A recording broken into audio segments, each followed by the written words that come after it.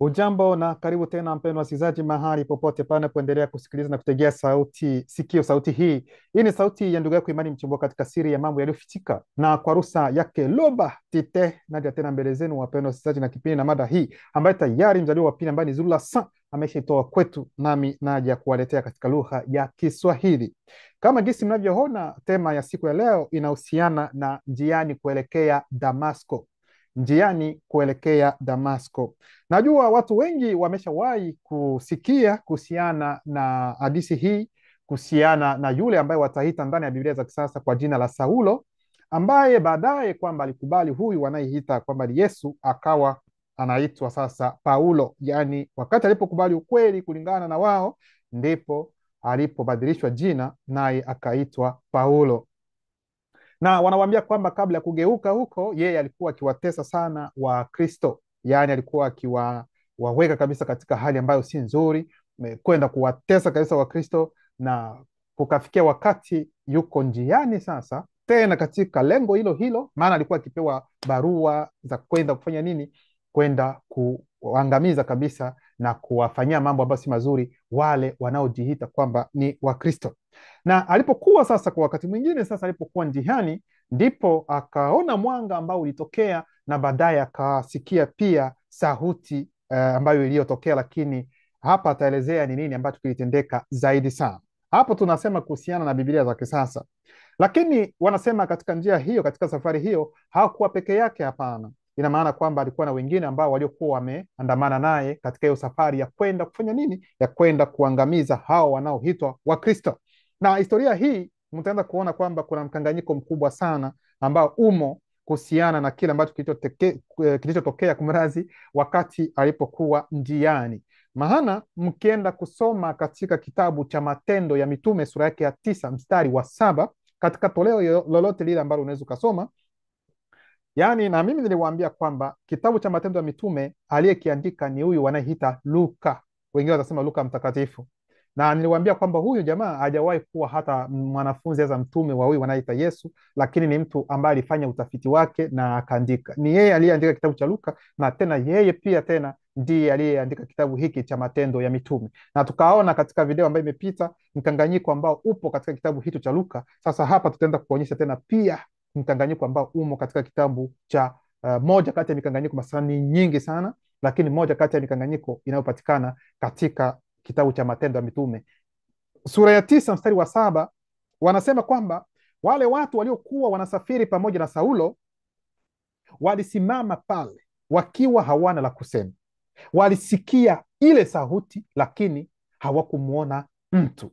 Kwa hiyo wanawaambia kwamba wale waliokuwa pamoja na huyu watakayeita Saulo kabla ya kubadilika kuwa Paulo, yaani wao walisikia ile sauti, hiyo sauti ambayo naye pia Paulo aliisikia, wao pia waliisikia, lakini hawakuona huyu mtu aliyezungumza, aliyetoa hiyo sauti. Hilo hawawezi wakasema kwamba walimuona, hapana, ila sauti ya huyu jamaa waliisikia vizuri. Nafikiri hapa mnaelewa vizuri. Hapo tuko katika Matendo ya Mitume sura ya 9 mstari wa 7. Lakini matendo hiyo hiyo ya mitume unapoenda kwenye sura ya 22 mstari wa 9, hapa naelezea sasa ni nani? Ni Paulo. Sasa ni wakati ambapo yeye mwenyewe anaanza kuelezea hadithi yake, kile kilichotendeka. Anasema wale wenzangu waliuona, sikilizeni, wale wenzangu waliuona ule mwanga, lakini hawakusikia sauti ya yule aliyeongea nami. Kwa hiyo Paulo yeye anakuja anasema kwamba wale aliokuwa nao ni kweli mwanga waliuona, lakini kusikia sauti hawakusikia hata sauti. Sasa hapa tayari ni mkanganyiko mkubwa, kwa sababu Matendo ya Mitume ambayo tunaisoma hapa, Saulo anasema, Matendo ya Mitume 22:9, Saulo anasema kwamba wenzake waliona ule mwanga, lakini hawakusikia sauti ya yule aliyenena, aliyeongea. Tumeona kwenye Matendo ya Mitume 9:7 walisikia sauti, lakini Matendo ya Mitume 22:9 hawakusikia sauti. Sasa watuelezee, walisikia sauti? Haiza hawakusikia sauti.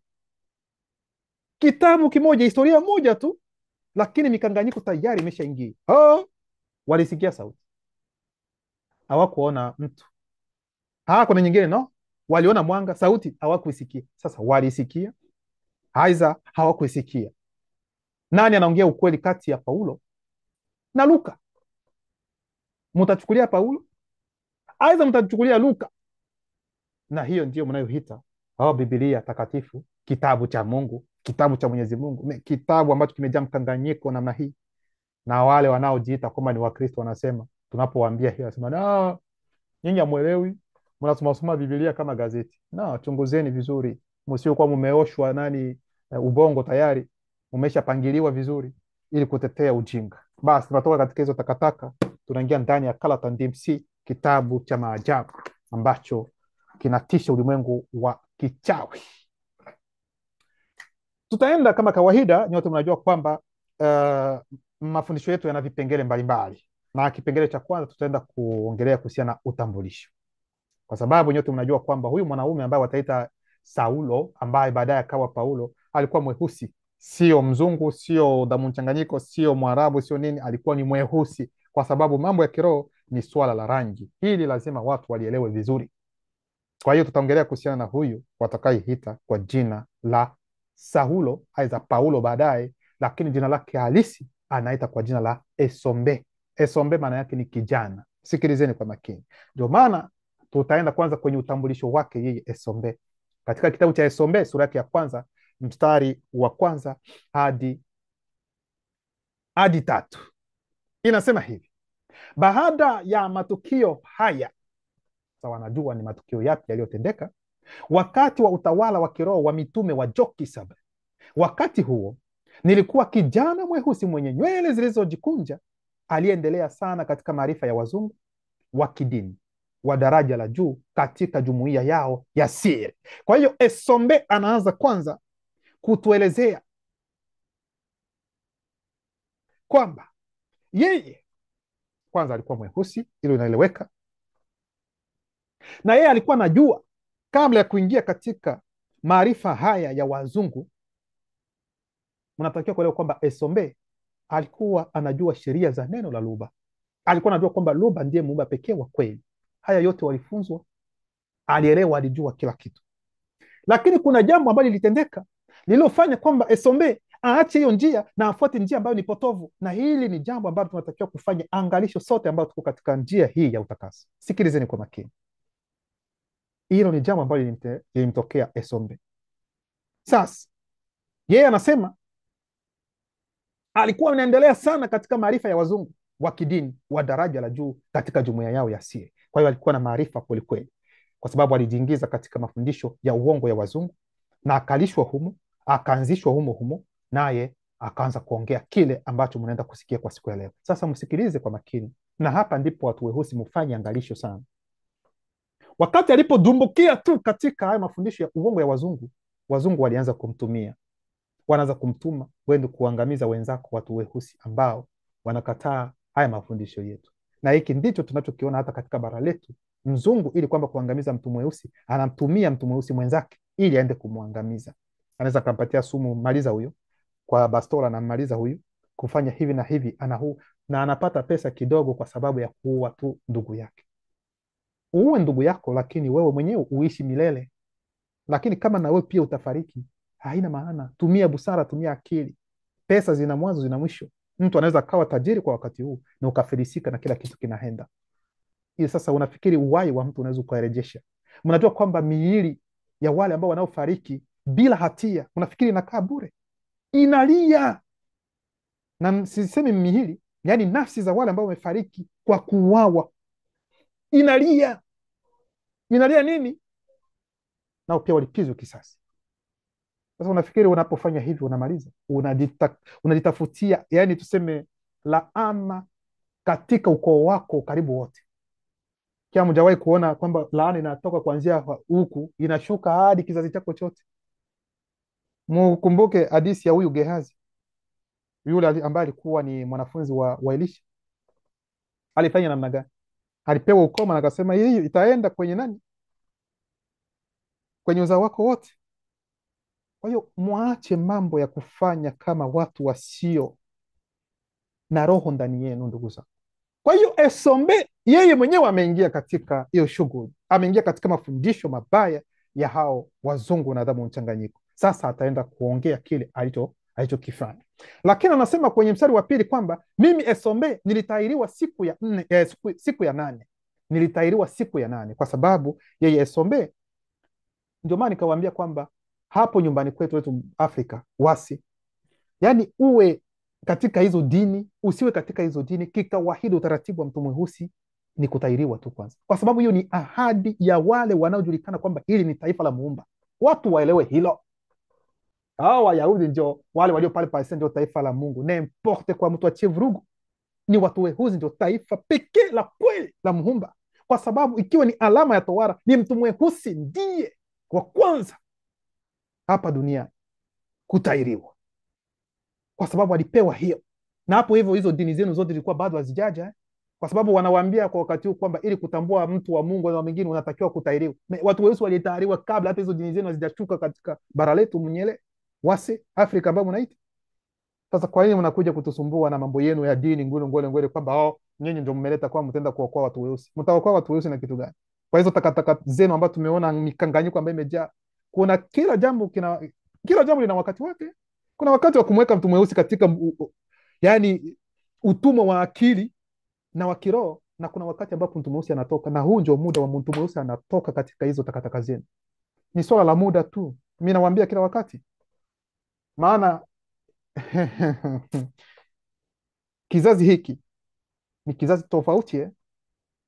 Kizazi hiki kinaangalia mambo tofauti na nyinyi ambao muko katika namna ya kutazama vitu kama gisi zamani. Muda umeisha.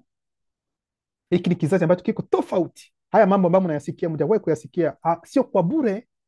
Na ndio maana Mzaliwa wa Pili yupo pamoja nasi kwa wakati huu. Mnafikiri kwamba ni mzaa hivi gisi watu weusi wanaanza kusimama kidogo kidogo, mnafikiri ni kwa bure? Ni kwa sababu kweli upo sasa hivi.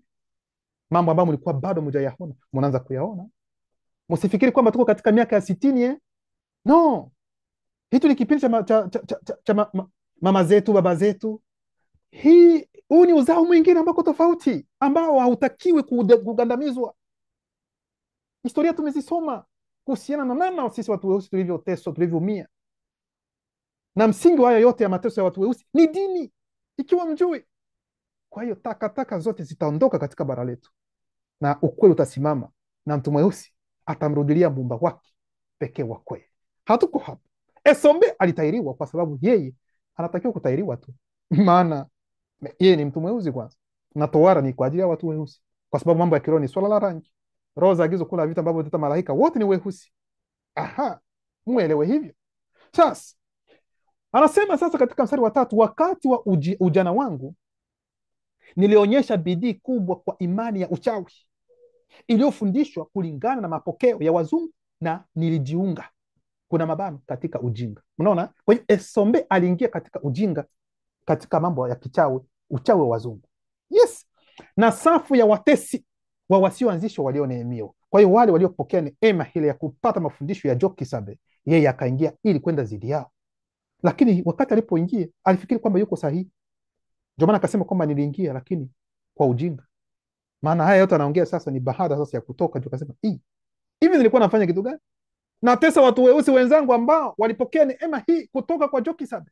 Mimi njiko hapa nafikiri kwamba nafanya mambo mazuri. Wazungu wananitumia, wananituma, wanafanya hivi, fanya hivi, na mimi nafanya. Kumbe naangamiza tu ndugu zangu, na watesa tu ndugu zangu. Hakuna tamana. Kwa hiyo Esombe anaelezea haya. Ndio maana kitabu cha Jongele ambayo teta Zakaria sura yake 13 mstari wa 5 hadi 6 nasema, kila mmoja wao atasema, mimi si nabii, mimi ni mkulima, kwa maana nimedanganywa tangu ujana wangu. Kwa hiyo ndivyo Esombe naye pia anawaambia kwamba naye pia ikiwa alifanya mambo aliyoyafanya alikuwa katika ujinga, yani alidanganywa akiwa bado kijana. Sijui kama unaelewa hilo.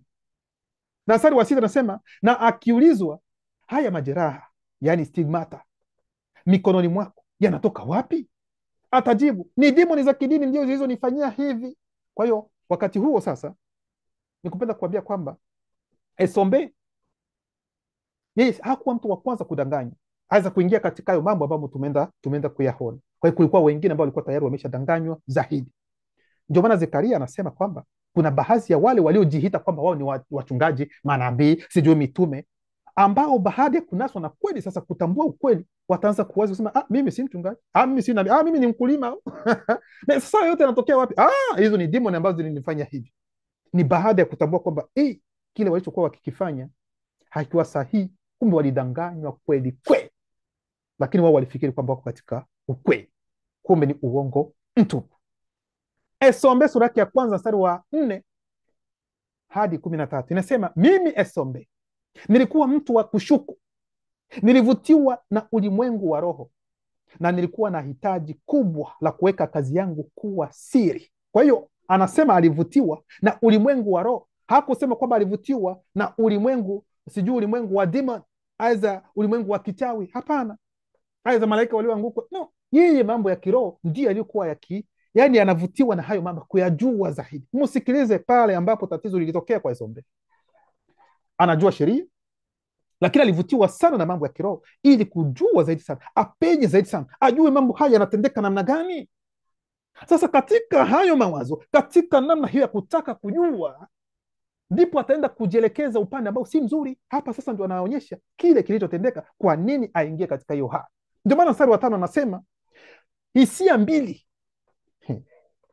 hisia mbili, kuna mabano, yani ufahamu wa nafsi yangu na ule wa roho yangu, tunafunga mabano, zilikuwepo ndani ya utu wangu wenye nguvu na kwa ajabu. Yani hizo hisia hizo zilimgusa mbili, yani ziligusa ufahamu wake wa nafsi na ufahamu wake wa roho, baada ya kuingia katika tafakari zaidi sana ya kupenda kujua yale ambayo ni mambo zaidi sana ya kiroho. Kwa upande mmoja nilijitenga, mwenye kufikiria, mwenye uvumilivu na mstahimilivu. Sikupenda lisilotarajiwa, kuna mabano, lisilotabirika kizuizi, isiyo na uhakika, isiyotazamiwa. Hayo mambo yeye hakutaka, ya hali inayoonekana. Mimi Esombe nilikuwa na hisia ya kuwajibika na maadili madhubuti kwa hali yangu ya kiroho. Kwa hiyo alikuwa mtu ambaye hajihusishi na mambo ya ajabu ajabu, kwamba ataenda kutongoza wanawake wa watu waza nini. No, Esombe hakuwa hivyo. Hata yuko katika uongo hakuwa hivyo. Yani alikuwa very serious na kila alichokuwa amekifuata, ingawa ni uongo, lakini alikuwa very strict. Alikuwa kabisa ameenda direct, hakuna kwenda huku na huku na huku. Yani anakubali kile ambacho amefunzwa, akasema huu ndio ukweli, akifikiri hivi. Kwa upande mwingine nilishirikiana na wanaume wenzangu, nilishirikiana na wanaume wenzangu. Kushirikiana yani hakuwa kwamba ni mtu ambaye ni wa kipekee tu, hapendi kuongea na watu waza wengine. No, hapana. Esombe hakuwa hivyo. Nilikataa vikwazo vya hali inayoonekana, mfuasi wa uhuru. Yeye alikuwa anapenda uhuru, hakupenda watu wawekwe kama gisi watu leo wanawekwa katika ujinga huo, katika hizo takataka za dini, watu hawafikiri, hata hawawazi tena. Yeye hakutaka hilo, alikuwa katika kutafuta, lakini katika kutafuta kwake sasa ndio akapatikana, kuliko yeye kupata akapatikana. Hilo ndio tatizo. Mimi Esombe nilipenda pia kutunza sura yangu inayoonekana. Yani alikuwa mtu ambaye sura yake alikuwa akitengeneza vizuri, sio kuachilia mwili wako, hapana. Ikiwa ni mazoezi, kula vizuri, kutunza, kuvaa kila kitu, yani kupaka mafuta, yani mwili uko tu vizuri. Esombe alikuwa hivyo, sio kwamba alikuwa namna ya kujipenda sana, labda kudharau wengine. No, alikuwa akitengeneza mwili wake vizuri, uso wake, yani hivyo vitu pia alikuwa akifanya. Lakini anaendelea kusema, nikiwa na kiasi na heshima, nilijilazimisha kwa uthabiti wangu, maazimio yangu yaliyozamiriwa, utashi wangu pamoja na uwezo wangu wa kazi katika utafiti wa siri ya ulimwengu wa roho. Sikilizeni kwa makini. Yani Esombe wanamwambia kwamba yeye alikuwa akisoma sana, akifanya tafiti kadhaa kuhusiana na ulimwengu wa kiroho. Anapenda kujua hili liko namna gani, kwa nini hii na hili. Na wakati anapoingia katika tafakari hizo, ulimwengu wa giza na kichawi nao pia unaona mtu kama huo, wanafurahia watu wa namna hiyo, kwa sababu lazima wakiona watakupeleka sehemu ambayo haitakiwi. Nilikuwa kijana mwenye akili juu ya wasioanzishwa, kuna mabano, damu mchanganyiko, yani metisi na wazungu kadhaa, tunafunga mabano, wa kizazi changu. Kwa hiyo katika kipindi chake Esombe, kwa wale weusi wasioanzishwa, yeye wa vijana alikuwa kijana mwenye busara, mwenye maarifa, lakini si kulingana na ukweli, maarifa ya vitabu, maarifa ile ambayo nyinyi mnajua kwamba fulani atajiita kwamba mimi nina akili sana. Akili inatokana na nini? Watu hawajui. Kwa hiyo katika kipindi chake yeye alikuwa hivi. Nilifikiri kabla sijatenda, nilikuwa na akili ya uchambuzi, na pia nilikuwa angavu. Yani alikuwa mtu ambaye yuko Illuminati yani alikuwa amefunzwa kabisa katika maarifa hayo katika dunia hii. Huu ulikuwa ni utambulisho kuhusiana na Esombe. Kipengele cha pili, kupagawa na kuishi pamoja kwa uchawi. Maana yake ni nini? Kwa sababu Esombe wanaposema kwamba kuishi pamoja kwa uchawi, yani ni namna ya kupagawa, lakini kwa hiari. Yani unakubali kwamba demon iishi ndani mwako. Sijui kama unaelewa hili. Tunaenda na ndio maana nikasema kwamba shetani mlima bobero mbaya, demons, malaika walioanguka, wanapenda mtu wa namna hii ambaye ataingia katika mambo ya kutafakari kuhusiana na mambo ya kiroho. Sasa katika kutafakari kwake huko ndipo wataenda kumvuvia sasa mawazo ambayo si mazuri, ambayo atampeleka tofauti. Yeye atafikiri kwamba yuko sahihi, kumbe tayari ameshapoteza mwelekeo. Ndio maana kipengele cha pili ni kupagawa sasa na kuishi pamoja kwa uchawi. Huyu Esombe, mstari wa 11 anasema, muda fulani baadaye mimi Esombe nilipagawa, ndio mabano, kuishi pamoja kwa uchawi na demoni za kidini na za kivita, ili kutafuta na kuwatesa wasioanzishwa walio Nehemia, ambao walifuata njia iliyotetewa hapo awali na Jokisabe. Kabla ya hapo, wakati wa utafiti wangu, sikilizeni, anaeleza kabla ya hapo, kabla ya kupagawa, kabla ya kuishi kabisa kwa hiari na hiyo demon, anasema kabla ya hapo, wakati wa utafiti wangu na kutafakari kwa utafutaji wangu wa maarifa yaliyokatazwa, kwa sababu ya mlango wa kuingilia, alikuwa na mlango ambao uko wazi, kuna mabano, udadisi. Yani hicho ndio kitu ambacho kilisumbua Esombe, udadisi, demoni ya udadisi kwa ajili ya nguvu isiyo ya kawaida ilikuwepo. Kwa hiyo wakati alipokuwa akifanya tafiti, akipenda kujua mambo, yani udadisi, hicho kitu kilifanya kwamba aende, yani ashike mawimbi ya demoni hiyo ya udadisi, ambayo itaenda sasa kumvuvia, kwa sababu yeye anataka kujua. Sasa ataenda kumvuvia kitu ambacho si kizuri. Yani demoni hiyo ilikuwepo wakati yuko katika kufanya utafiti, kutafakari mambo kama hayo. Nilianza kusoma hadithi zilizovuviwa na demoni za kidini. Mnasikia sasa ndugu zangu? Kwa hiyo demoni za udadisi, kwanza ndugu zangu, hadi muda huu hizo demoni zinafanya kazi yake. Sikilizeni kwa makini, hizo demoni hadi muda huu zinafanya kazi yake. Ndio maana mtawaona watu wakati huu watachukua Biblia hizo za kisasa, wataanza kusoma, anafika katika andiko ambayo inasema Roho wa Bwana yuko juu yangu, sijui Bwana ameniweka wakfu ili kuleta sijui habari njema. Sasa yani mtu anavuviwa na demoni ya udadisi, na hiyo demoni ya udadisi itamwambia kwamba hayo unayoyasoma hapa ni wewe ndio unaongelewa hapa. Sijui kama unaelewa hivi. Yani atahisi kuna hisia fulani ambayo itambadia kwamba wanapoongea hapa Roho wa Bwana yuko juu yako wewe unayosoma. Bwana ameniweka wakfu, ameniweka wakfu ni wewe. Najitangaza leo, mimi nimetumwa na Mungu, mimi ni mchungaji, mimi ni nabii, Mungu amenipaka mafuta, ni mimi ndio ninaongelewa katika kitabu fulani, ni mimi. Haya ndio mambo naona wakati huu watu wanavuviwa na demon, wanasema kwamba ni wao. Sio kama unaelewa hili. Kwa hizo ni demon za udadisi ambazo hadi muda huu zinafanya kazi katika hizo zote dini ambazo mnaziona, lakini kumbe wamevuviwa na demon. Mungu ameniambia, ameniweka ndani ya Roho. Ndio hao wameshapagawa. Ni kama vile wale wanaojiita kwamba ni mashahidi wa Yehova. Maana mkisoma katika kitabu cha katika moja ya vitabu vya Agano hilo wanaloita la kale, wanasema kwamba mtakuwa mashahidi wangu, asema Yehova. Nao watachukua hilo wakasema, sisi ni mashahidi wa Yehova. Ni hapo ndipo mashahidi wa Yehova walitokea, kwa sababu walisoma hilo wakasema, yule ambaye alikuwa wa kwanza, ambao unajua kama Joseph Smith, ndio hapo ndipo naye pia akapagawa na hilo, akapewa utakuwa shahidi wa Yehova. Unajua maana ya kuwa shahidi? Kuwa shahidi lazima na uwepo wakati huyu mtu kwanza yupo. Anapofanya kila kitu wewe unaona, unashuhudia. Sasa utakuwa shuhuda wa namna gani ambaye hakuona chochote kile kilichotendeka? Kwa hiyo wanavuviwa hivyo, wanajiita sisi ni mashahidi wa Yehova.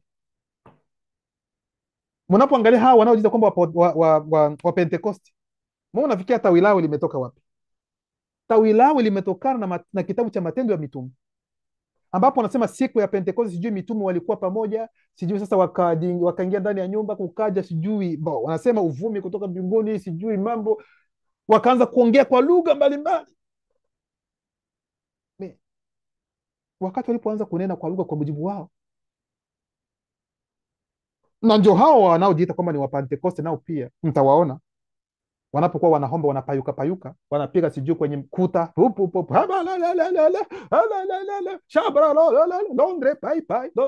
walitoa nao pia katika kitabu cha Matendo ya Mitume kwamba sisi sasa tutakuwa wa Pentekoste. Ni wakati ambapo huyu wanayeita kwamba ni Yesu alipowaambia wanafunzi wake waende kule, alafu wakashushiwa na Roho Mtakatifu. Na hapo ndipo nao pia yule aliyekuja kusoma naye pia huyo ambao wanaita Pentecost, sisi tutakuwa wa Pentecost bwana. Hivyo tu, yani wote walivuviwa na demons na wakaleta hivyo. Sio kama unaelewa hili ndugu zangu. Ndio mtu asikwambia nimesikia sauti. Hiyo sauti unafikiri ni ya nani? Mungu ameniweka moyoni. Roho ameniambia. Roho gani? Hata demon ni roho. Shetani mmoja ni roho, ingawa shetani haweza hata kwa zote ni roho. Kwa hiyo Esome anasema kwamba nilianza kusoma hadithi zilizovuviwa na demoni za kidini, kwa sababu kitabu chochote kile hakipagawi. Hapana, hakuna kitabu ambacho ndani yake kwamba kuko demons. No, hapana. Lakini ndani ya kitabu kuna maneno ambayo demon inaweza imevuvia. Yani unaposoma hayo maneno, yani atafungua milango ndani mwako. Sasa hiyo milango ikifunguka, ndipo demon inakuja sasa kukupagaa. Sijui kama unaelewa hili. Na ndio maana hao wote wanaoitwa kwamba hivi vitabu vyote vya dini vyote ambavyo mko navyo katika dunia hii, ni demon za kidini ndio zilivuvia wale waandishi. Ikiwa mjui, vitabu vyote vya dini ambavyo mko navyo, yani ni demoni za kidini ndio zilivuvia waandishi.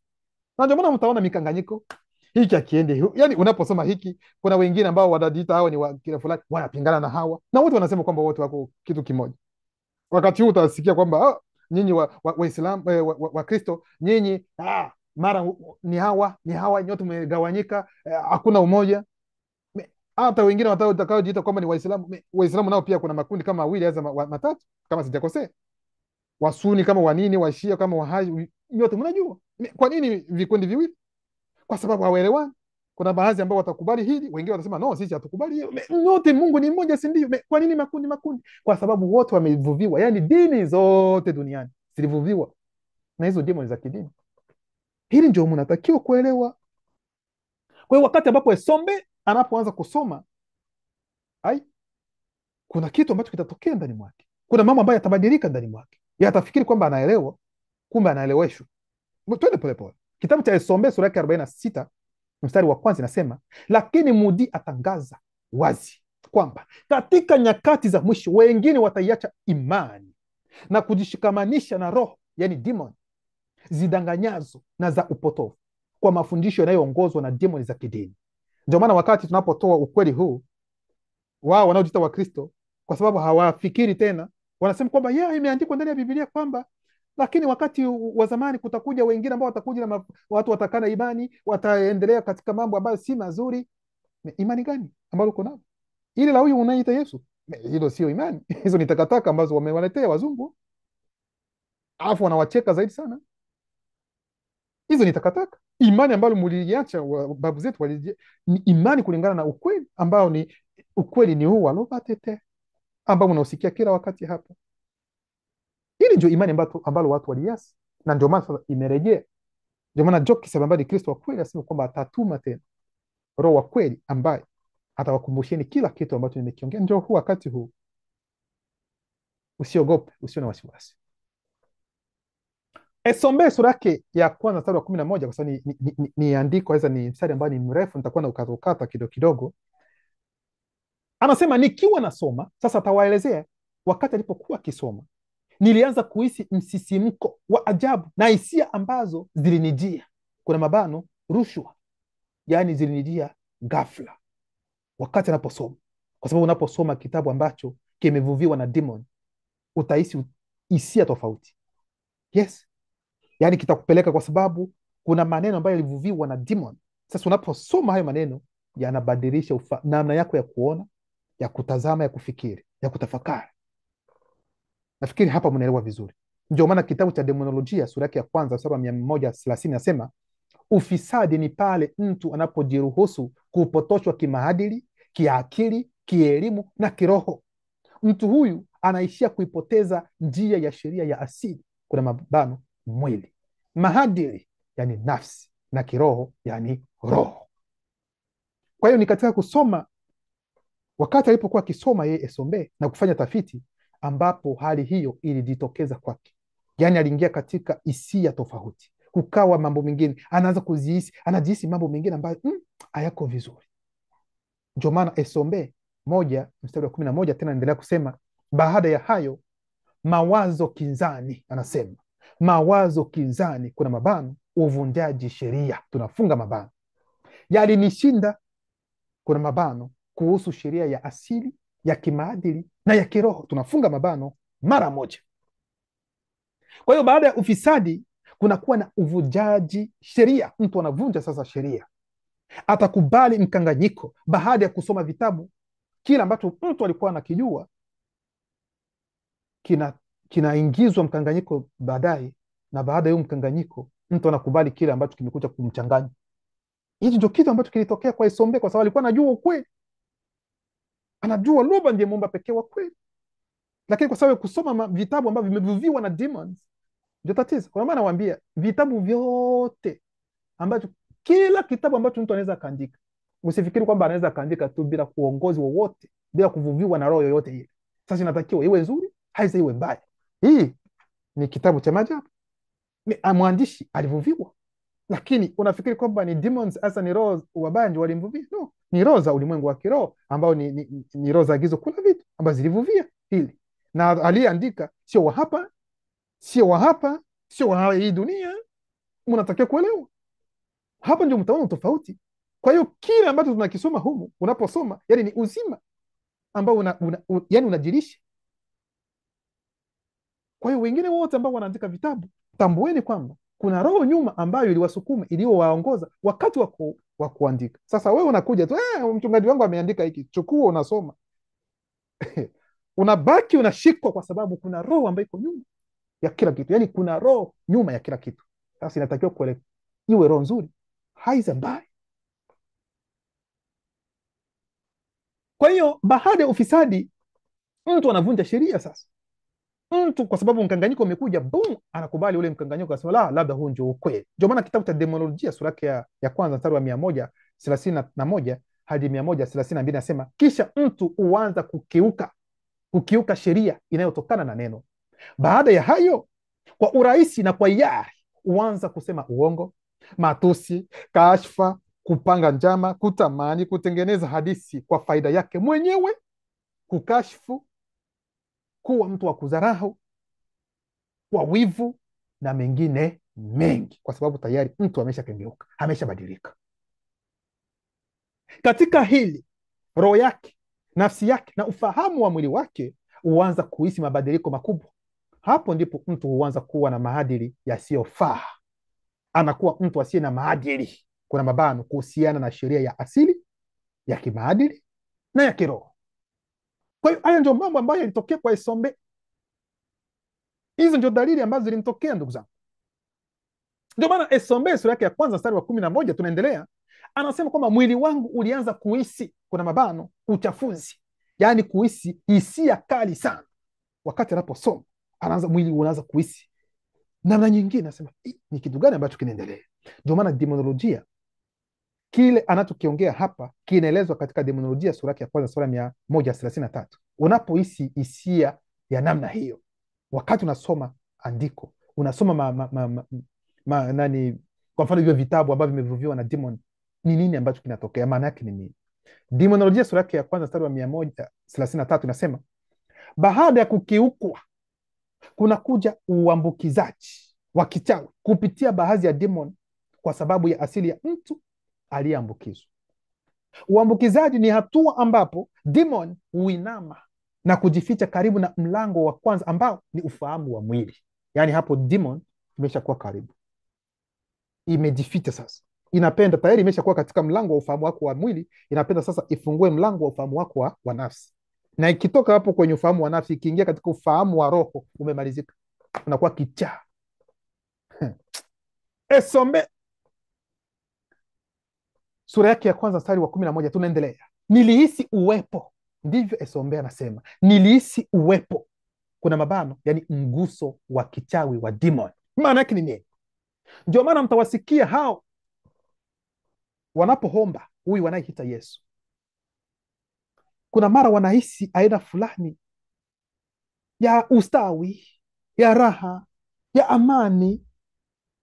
Yani kama vile wengine wanafikiri kwamba kama vile anajazwa, anasema anajazwa na Roho Mtakatifu, haleluya, oh Bwana. Wengine kulia wanalia, wengine wanaonyesha kweli, wao leo yani ibada ilikuwa nzuri.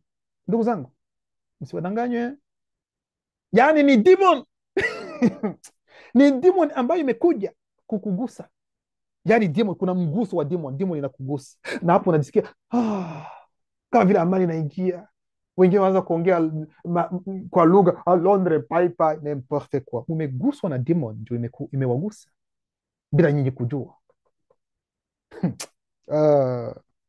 Nyinyi mtafikiri kwamba huyo Yesu kwamba yuko pamoja nanyi, Jehova Elohim anawapenda sana. Yani mnajihisi kwamba wow, mbona najihisi kama vile niko yani niko nimetulia, niko mbinguni, ziko wapi? Wengine wanaongea hivi kisi navyoongea kwamba tunasikilizwa na mmeguswa. Ni demon ndio inagusa, alafu mnahisi hisia fulani, unasema haleluya, nywele zinakokotwa, unahisi unasema haleluya, haleluya, haleluya. Kumbe ni demon imekugusa, ndugu yangu, hakuna chochote. Ndio maana demonolojia sura yake ya kwanza mstari wa 134 inasema uambukizaji huo unatokana na mguso wa kichawi wa demon.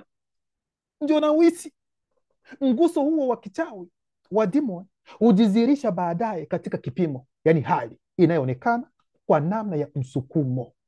Sikilizeni kwa makini, kuna mabano, ufunuo wa uongo.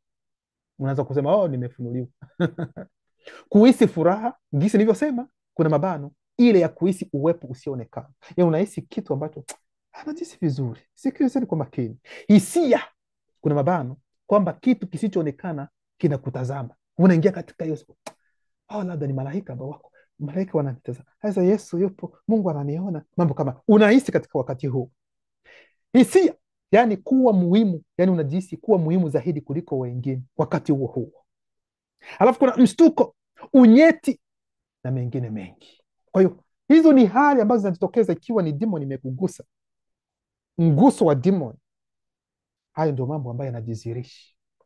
Unafikiri kwamba Yesu yuko pamoja nami, ananipenda, kumbe umeingia katika mtego wa hali ya juu. Kipengele cha tatu kinahusu mitele. Kwa hiyo wakati Esombe alipokuwa anasoma vitabu hivyo kufanya utafiti, alihisi hisia mbili ambazo ziko tofauti, hisia kuhusiana na nafsi na kuhusiana na roho yake. Na nyuma ya hisia hiyo kutokea, yani kile kilichofanya kwamba hiyo hisia hapati kuipata, ni kwa sababu kulikuwepo aina mbalimbali za demons. Na kati ya demon hizo kuna moja ambayo aliitambua na ambayo ataielezea na jina lake anasema ni mitele. Na hiyo mitele, aidha huyo mitele ambaye ni demon ni nini hasa? Ndio maana Esombe sura yake ya kwanza mstari wa 11 tu, ambao ni mstari yani ni mrefu, anasema ghafla nikaona, kuna mabano, kupitia macho ya roho yangu ikitokea demon, ndege ya kivita na kidini mseto yenye nguvu ya daraja la juu. Wakati huo huo hiyo demon nusu mwana kondoo nusu samaki. Demon hiyo ilijulikana kwa jina la mitele, kuna mabano. Wakati huo sikuelewa kuwa ni demon, ndivyo anavyosema. Kwa hiyo Esombe aliona hiyo demon ambayo inaitwa mitele. Esombe aliona, lakini aliona kwa macho ya roho yake. Namna gani? aliona kwa macho ya roho yake kupitia demoni zingine ambazo zilikuwa tayari ndani mwake, kwa sababu demon zinapokupagaa, yani zinaweza zikaruhusu macho yako ya kiroho yapate kuona mambo ya kiroho, lakini kupitia macho yao wao demoni ambao wamo ndani mwako. Hivi mnaelewa? Kwa sababu kuna mara demoni inapoingia ndani ya mtu inakuja kukaa kati ya kuna mara kati ya mwili huu wa kimwili na nafsi yako, inatulia pale. Ndio maana wakati unapotazama hivi utakuta ni macho mengine, yani unahisi kama labda ni macho mengine, kuna mara utakuta labda ni macho ambayo kiundani kabisa ni macho ya demoni ambayo yanaweza yakajionyesha yanajionyesha namna hiyo, lakini hauwezi ukaelewa. Kwa hiyo demon ndio haya mambo yote ambayo nasikia kwamba nilipelekwa na Yesu nikaona hiki na hiki, naona watu ambao wanaungua sijui jehanamu na mengine, hizo ni demoni ndio zinafanya hiyo kazi, zinawapeleka hao wanaojiita kwamba ni Wakristo. Nilikuwa nafariki, Yesu akanipeleka paradiso, akanishusha nikaanza kuzimu, nikaangalia hili na hili. Hizo ni demoni ambazo zina uwezo, yani kupitia macho yao wewe unaona, alafu watakuonyesha kile ambacho wao wanataka wewe uone ili uamini, lakini uongo mtupu. Hivi sijui kama mnaelewa ndugu zangu, hizo ndio demoni. Msifanye mzaa katika ya mambo. Demoni sio watoto Kwa hiyo Esombe sio mtu pekee ambaye aliwahi kutoa maelezo ya hiyo demoni ambayo ni mitele ambayo tumeona. Sasa huyu mitele ndio naye, hata Jene ambayo wataita Misri, naye pia alielezea kuhusiana na hii demoni ambayo Esombe ameongelea hapa. Ndio maana katika kitabu cha Jene ambayo wataita Misri, sura yake ya kwanza mstari wa 24 inasema, mimi Jene niliona kwamba demoni ndege ya kivita na kidini mseto yenye nguvu ya daraja la juu, wakati huo huo nusu samaki nusu mwana kondoo nusu samaki, inayojulikana kwa jina la mitele, ingejificha chini ya uso wa Usire, Sire, Wosara, Wosire, Osoro, Osare, Osiris. Nasikia? Kwa hiyo wale ambao wanaojiita kwamba ni Wakemiti ambao wanaabudu Osiris kwamba ni mungu wao, yeye mwenyewe Jene ambaye ni Misri anaoeleza hiyo ilikuwa ni demon.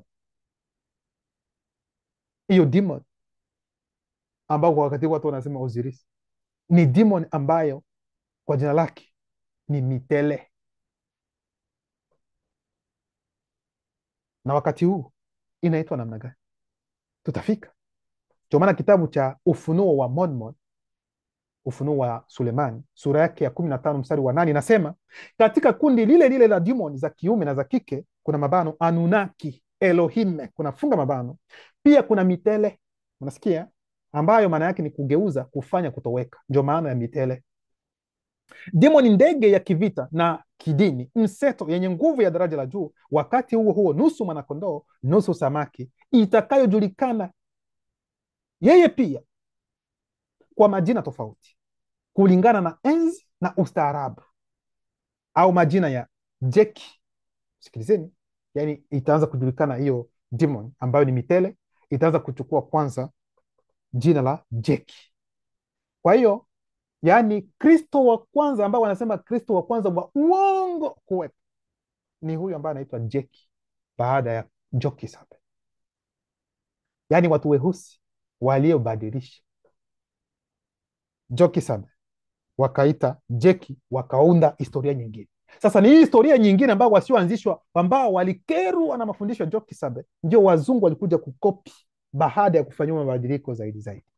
Nasikia kwa sababu hawa wanaoamini kuhusiana na Jeki ambao ita Jeki Lanjambe Enono, wao wanatoa hadithi hiyo, ni kwamba huyo Jeki alikuwa na mama yake, na anapokuwa na mama yake yeye alikuwa mjamzito, yani mama yake alikuwa na ujauzito wake ndani ya tumbo lake. Mama yake anapoenda kwa mfano shambani, huyo Jeki kwamba anatoka ndani ya tumbo ya mama yake, anakuwa mtu mzima, anasaidia mama yake kazi. Inapokuwa jioni wanataka kurudi tena, anakuwa tena anaingia ndani ya tumbo, anakuwa hiyo ndio historia ambao waliunda kubadilisha huyu Kristo wetu wa kweli ambaye alikuwa ni mweusi. Ni watu weusi ndio walikuwa wa kwanza kubadilisha historia ya Kristo, ikiwa mjui ni watu weusi hao wengine walikuja tu baadaye, sasa wakaendelea sasa nao pia wakaweka kwa maslahi yao. Sasa wa kwanza kabisa ambao walihita ni Jeki, alafu baadaye akawa Osire, aiza Sire, Osara, Osoro, Osoro, Osare, Ozirisi, Yeshua, Yeshua, Yehosha, Hamashia, Yesu, Yesu Isa, Yesu wa Nazareti, Yesu Kristo, Yesu mwana wa Maria na mengine mengi. Ndio hiyo demon ambayo kwa kipindi cha zamani Mitele alijiwakilisha kwa jina la Osiris, aidha Osiri, na wakati huu ndio huyu ambaye mnaita Yesu. Yani katika staarabu tu anachukua tu jina lingine tu, lakini ni hiyo demoni moja tu ambayo kuanzia hapo hadi muda huu. Ndio maana katika historia mbalimbali mtakuja kusikia kwamba kuna huyu Orisi, sijui anasema Orisi alikuwa naye pia na wanafunzi 12, alitembea juu ya maji, alifanya miujiza hivi, alibadilisha maji kuwa divai, mambo kama. Unapoenda kwa Krishna unakuta historia hiyo hiyo, unapoenda kwa Buddha historia hiyo hiyo. Ni katika vipengele mbalimbali, katika vipindi, katika vizazi mbalimbali, katika staarabu mbalimbali alichukua jina tofauti tofauti, lakini ni hiyo demoni moja. Na muda huu inajulikana kwa jina la huyu wanaita Yesu, Yesu wa Nazareti, Isa, majina yote ambao wanampatia kwa wakati huu, Yehoshua wa Mashia, ndio hiyo demoni. Kwa hiyo demoni hiyo Mitele inafanya kazi bado katika chini ya jina hilo la huyu wanaita Yesu weza Isa.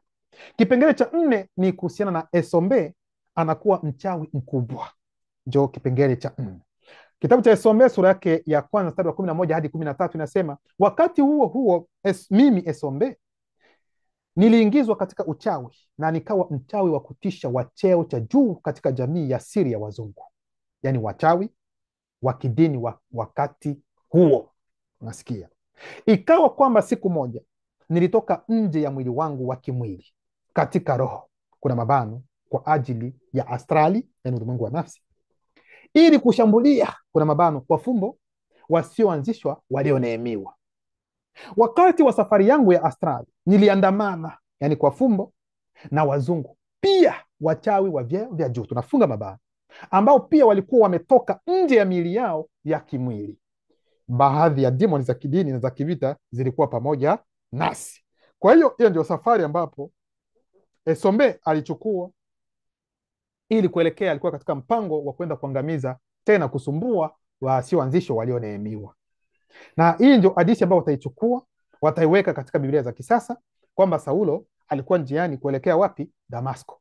Na huko sasa akakutana na hayo ambayo tuliyasoma katika vitabu vyao, katika Matendo ya Mitume, gisi vilivyotokea. Lakini historia ya kweli ndio hii ambayo unaisikia hapo. Kipengele cha 5, kuingilia kati kwa mutatedi. Kwa hiyo mutatedi ambaye ni roho anayewaongoza na kuwatawaza walioanzishwa, hataingilia kati sasa, kwa sababu hawezi akaachilia kile ambacho Esombe anaendelea kukifanya kwa wasioanzishwa walioneemiwa. Esombe sura yake ya 2 mstari wa 1 hadi 9 inasema, tulipofika saa 6 mchana karibu na kijiji ambapo palikuwa na idadi kubwa ya wasioanzishwa walioneemiwa, umati wa walinzi. Walinzi ni roho za agizo kula vitu, sio walinzi sijui wa duka za nini, no, ni roho za agizo kula vitu.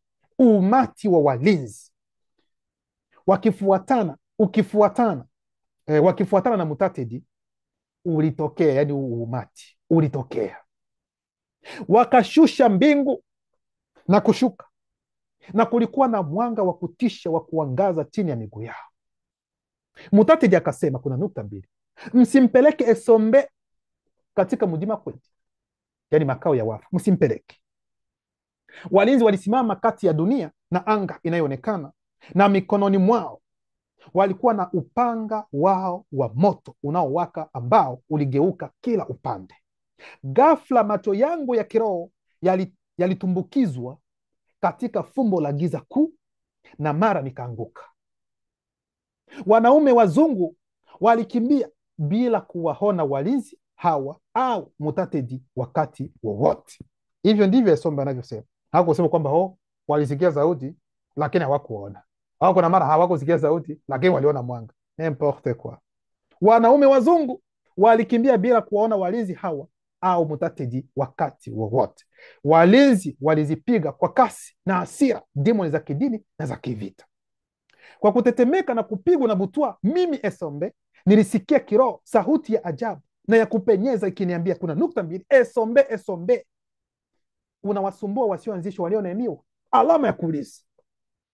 Umeona uovu gani katika neno la Tite?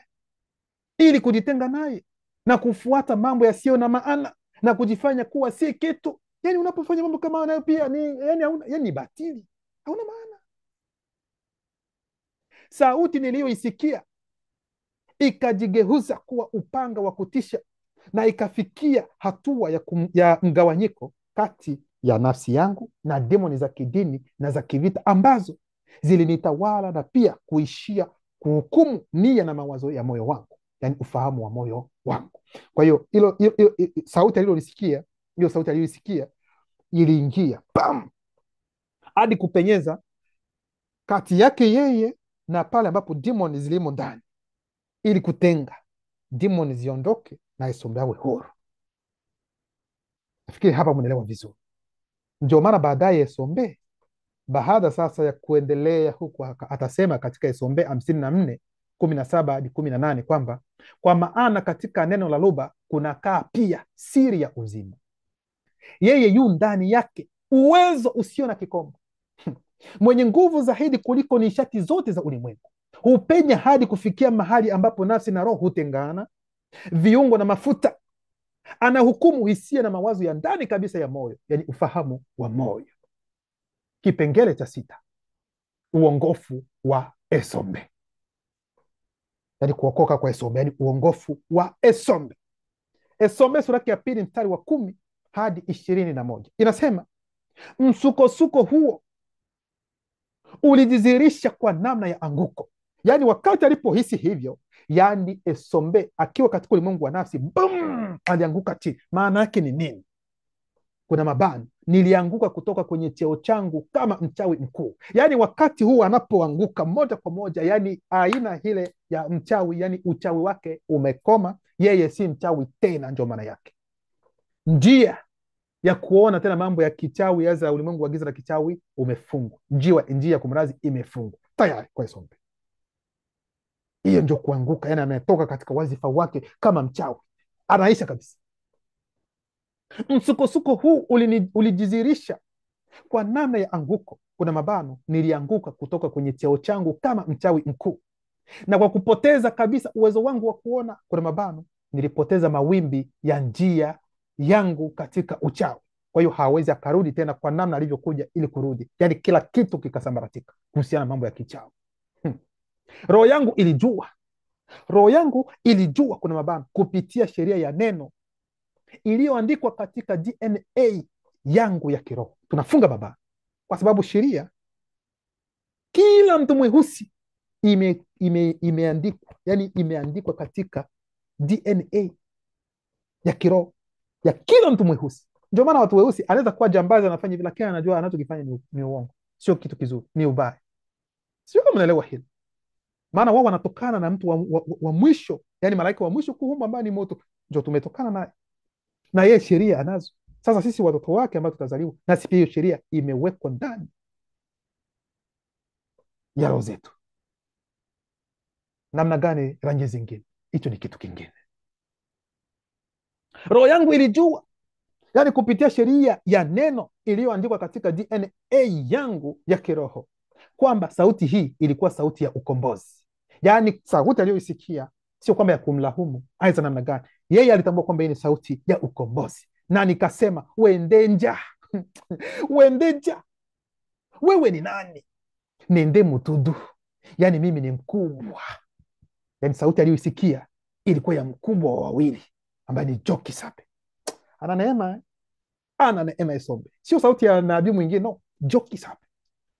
Nende mutudu, mimi ni mkubwa na mmoja wa wachungaji wa wasioanzishwa walio Nehemia, ambao unawataabisha. Ikajibu sauti, itakuwa vigumu kwako kukataa kutii fimbo ya mwenye enzi. Ndipo mimi Esombe nikasema, nifanye nini sasa? Kuna mabano, kwa kuwa nimeanguka kutoka mahali pangu, kwa kuwa sasa nimezoofika na ni katika giza mutudu, nifanye nini? Na ile sauti ikanijibu, simama, rudi katika mwili wako na uende kijijini, na huko aliyeanzishwa mmoja anayejulikana kwa jina la Mongwanedi, ambayo inamaanisha msaidizi, atakuambia kila kitu ambacho umeamriwa kufanya. Ni kipofu, yuko katika ulimwengu wa nafsi, anatakiwa aotoke aingie katika ulimwengu, yani aingie katika mwili wake wa kimwili. Atafanya namna gani? Na yeye ni kipofu. Ataweza kuingia kwa sababu kuna kamba ya fedha ambayo inaunga mwili wa kimwili na nafsi yake. Ndio maana atafuata hiyo kamba ili kuingia tena, kurudi katika mwili wake wa kimwili. Hivi mnaelewa mambo ya kiroho gisi yalivyo? Ndio maana kuna wakati ambapo mtu watasema kwamba mtu alikuwa amefariki, watu wanalia fulani fulani fulani fulani wetu amekufa, baadaye tena watu sema amefufuka. No, alikuwa bado hajafariki. Ndio maana mkimuuliza atawaambia kwamba nilikuwa nasikia sauti zenu kwa mbali kwa mbali. Kwa nini? Ndio maana watu wengine wanasema fulani ulikuwa mbali kweli kweli. Ina maana kwamba nafsi yake ilikuwa tayari imeshaanza kuondoka, ilikuwa imeshakuwa upande, yani ilishakuwa na kwenye masafa marefu sana kati yake yeye na nini, na mwili wake. Yani ilibaki kidogo tu pap, kamba ikatike na afariki. Lakini kwa sababu kamba ilikuwa bado haijafariki, haijakatika kumrazi, ndio maana huyo mtu hawezi akasema kwamba amefariki. Lakini walio pale wanagusa hivi, hakuna chochote ambacho kinaendelea tena, nikafiri kwa mbali, vitu kama hivi. Kwa hiyo Esombe atarejea sasa katika mwili wake wa kimwili akiwa haoni, kwa sababu nafsi pia ina macho, haioni, imefumba. Na ile sauti kanijibu, simama, rudi katika mwili wako na uende kijijini, na huko aliyeanzishwa mmoja anayejulikana kwa jina la Mongwanedi, ambayo inamaanisha msaidizi, atakuambia kila kitu ambacho umeamriwa kufanya. Nilitoka katika mkutano huu, yani mkutano kwa sababu kitendo cha kukutana na hiyo sauti ni mkutano. Nilitoka katika mkutano huu nikiwa nimehuzunika sana na kusadiki kabisa kwamba wale niliokuwa nikiwatesa walikuwa wachungaji wa Jokisabe waliotumwa na Luba kwa ajili ya wokovu wa watu weusi. Akatambua kusema, kitu gani ambacho nimekifanya mimi? Nimeenda kuangamiza ndugu zangu tu bure. Hivyo ndivyo nawaambia kwamba kuna weusi ambao wanatumiwa na wazungu, wakati ni vibaraka vya wazungu kwa ajili ya kuangamiza watu weusi wenzao. Sio vizuri ndugu zangu, haina haja. Sote ni wapitaji. Unaweza ukawa mwenzako leo, lakini kesho nawe pia utaenda. Unaweza ukafanya labda hata miaka 80, 50, 100, lakini mwishowe tu utaenda, kwa sababu ikiwa umezaliwa utakufa. Yule ambaye hapendi kufa, yani asizaliwe tu, kwa sababu kuzaliwa ni kufa na kufa ni kuzaliwa. Nilitoka katika mkutano huu nikiwa nimehuzunika sana na kusadiki kabisa kwamba wale niliokuwa nikiwatesa walikuwa wachungaji wa Jokisabe waliotumwa na Loba kwa ajili ya wokovu wa watu weusi. Nilirudi katika mwili wangu, lakini ingawa nilifungua macho yangu sikuweza kuona tena. Niliongozwa kiroho hadi kijijini. Kwa hiyo alirudi katika mwili wake, akaanza safari ya kwenda kijijini. Haoni, lakini anaongozwa kiroho ili kwenda kukutana na huyo aliyeanzisha, kwa sababu kila kitu ulimwengu wa kiroho ulikuwa umeshamtayarishia. Niliongozwa kiroho hadi kijijini. Kufika kijijini, nilipokelewa na huyu aliyeanzishwa, aliyefahamika kwa jina la Mongwanedi, yani msaidizi, ambaye alikuwa anajua kila kitu kilichonipata. Kwa muda wa siku 3 sikuweza kuona na kubaki bila kula wala kunywa chochote. Na katika hizo siku 3 na usiku 3 zinazojulikana, roho yangu ilirejeshwa. Baadaye Mongwanedi aliweka mikono yake juu yangu, kuna mabano juu ya kichwa changu, na kuniambia, kuna nukta mbili, Esombe ndugu yangu wa jamii ya watu weusi, yeye anayenituma mimi ni Mutudu. Mutudu huyu ambaye alizungumza nawe kumrazi kiroho kwenye njia uliopitia, na hii ili upate kurejeshwa kama tunda kwenye chanzo cha mti wa asili, na kwamba upate kujazwa uwepo mtakatifu. Aina ya utando, yani magamba, kuondolewa kwa pazia na kuzaliwa upya, ndio maana yake. Yani aina ya utando, kuna mabano, maana yake wa magamba, kuondolewa kwa pazia na kuzaliwa upya. Mara moja, yani aina ya utando ilianguka kutoka kwa macho yangu, na nilipata kuona tena, na nilitakaswa na neno kumrazi, na nilitakaswa na neno ligeuzalo litokanalo na Jokisabe. Kwa hiyo alikuwa ni Jokisabe ndiye aliyemtembelea, sio mwingine, bali ni Jokisabe. Kwa hiyo nikupenda kuambia kwamba, ndugu zangu, hii ndio historia halisi ya inayohusu uongofu wa Esombe, gizi alivyotoka katika mambo hayo ambayo yalidanganywa, lakini alifikiri kwamba yuko katika ukweli, lakini akaondoka katika hilo na akapata neema. Kwa hiyo ni kwako wewe ambaye bado unang'ang'ania hizo dini, wewe ambaye unajiita kwamba ni mchungaji, ni muda wako wa kuondoka na kusimama na kusema, Bwana, nilidanganywa tangu ujana wangu, lakini ukweli ndio huu ambao umesimama. Waambie watu, waeleze watu, usiwe na woga wala usiwe na wasiwasi. Hiyo ndio historia halisi kabisa ya uongofu wa Esombe. Loba anaendelea kujitukuza.